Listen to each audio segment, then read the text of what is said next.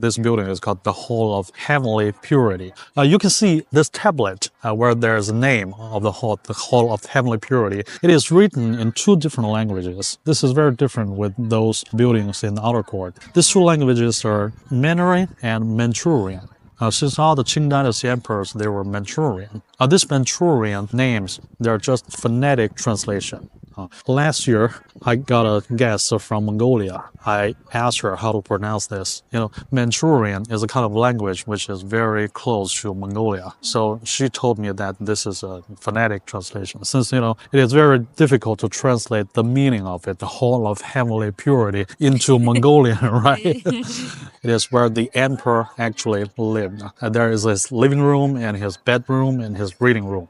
In his living room, you can see a big throne in the middle. On top of this emperor's throne, there is a big tablet. On the tablet, there are 4 words reading from right to left. 正大光明. That means rectitude and brightness. That is to say what kind of a person this emperor is like. There is a very interesting phenomenon if you come here on the winter solstice. Winter solstice is one of the 24 Chinese solar terms. Usually, this solar term falls on December 21st or December 22nd. On this day at noontime, the sun position in the sky will be the lowest in this year. So the sunshine can go into the house and it can shine on the floor. This floor is made of a kind of bricks that is very smooth and shiny like a mirror. So it can reflect the sunshine up to the tablet.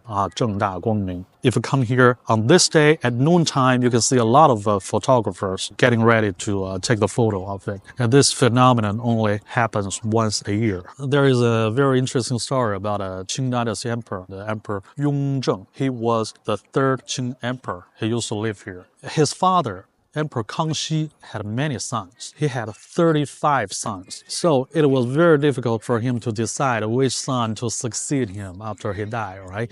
So these sons, they have been fighting for a chance to become the crown prince. They have been fighting so bad. This gave his father, Emperor Kangxi, a big headache. He did not decide which son to succeed him until he almost died. So after he died, one of the officials read his will before all of the sons that his 4th son, Yin Zhen, would succeed him. This is the 3rd emperor in the Qing Dynasty.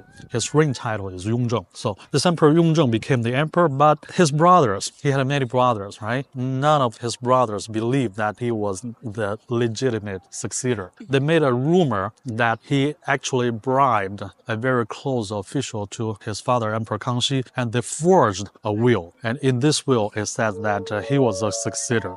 So this rumor has spread all over the country, and even nowadays, many Chinese people believe this rumor. So in order to defend himself, this emperor wrote a book explaining why he was the legitimate successor. And this book contains 100,000 words. In order to explain for himself. After he became the emperor, he learned a lesson from his father. Sometimes having too many sons is not a good thing. So he didn't have too many concubines. He only had a few concubines, and he only had a few sons. And he changed the procedure of choosing the successor. He would not tell anybody who was the successor. He only kept this in mind, and he wrote the name of the successor on a paper, and he put this paper in a box. And then he hid this box behind that tablet, the brightness and rectitude. And if he died, then somebody will take this box down and open it and announce the name of the successor. He thought that this would solve the problem. Since everybody knows who is the boss in the future, then they're going to follow him, but not the emperor. The Emperor Yongzheng thought this would solve this problem. But actually, he didn't have many sons, only a few of them, and only one of it was really capable of being as an emperor. So the successor was no longer a secret. After him, other Qing emperors, they had less and less number of sons. So this has actually become meaningless.